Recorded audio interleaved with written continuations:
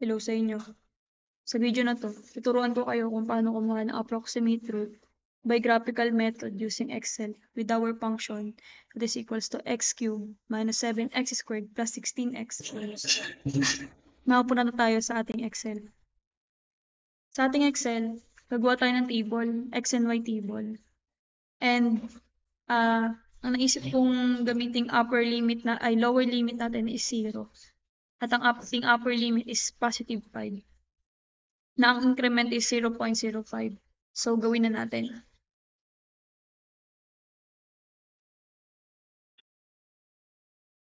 Gagamitin natin yung function Excel ng fill series. So, right.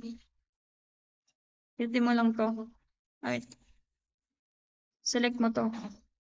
Tapos, pinutin mo hanggang mag-positive 5.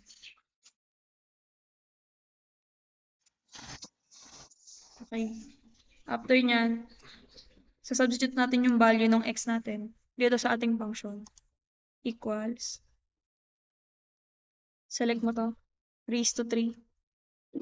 Minus 7 multiplied by our x. That is raised to. Plus 16 multiplied by x minus 12.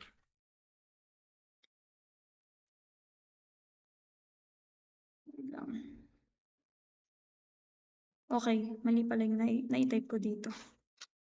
Raised to 3 ito. Raised to 3 minus 7x. Okay. After nyan, gagamitin ulit natin yung fill series. Dahil mahirap isa-isahin yung paggamit nito. Mahirap isa-isahin yung formula. After nyan, iselect natin yung buong table na ginawa natin. Para tayo ay makagawa na ng graph.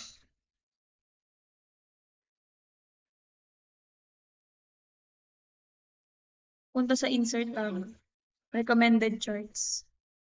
All charts. XY scatter. Scatter with smooth lines. Select mo to. So, okay. Turn yan. Lalabas yan. Obviously, makikita natin na yung roots natin is between positive 1 to positive 4. Pero ang gagawin natin dito is kukunin natin yung dalawang roots. Sa pag-zoom in ng horizontal axis at vertical axis, i-copy paste muna natin. Itong una nating graph, ito yung ating reference. Itong pangalawang graph ay para dun sa unang root at yung pangatlong graph ay para doon sa ikalawa nating root. So dito, para ma-zoom in natin, i-edit natin yung horizontal value axis. Right-click ka dito. Tapos, format chart area. Tapos, piliin ito. Horizontal value axis. At iselect ito. Ngayon, ang minimum natin ay 1. Tapos, between 2.5. After nyan, masyadong malaki yung vertical value axis kaya i-edit din natin. Ilagay natin between, i-select natin to, vertical value axis. At piliin mo rin to. Ilagay natin between positive 10, ay negative 10 to positive 10.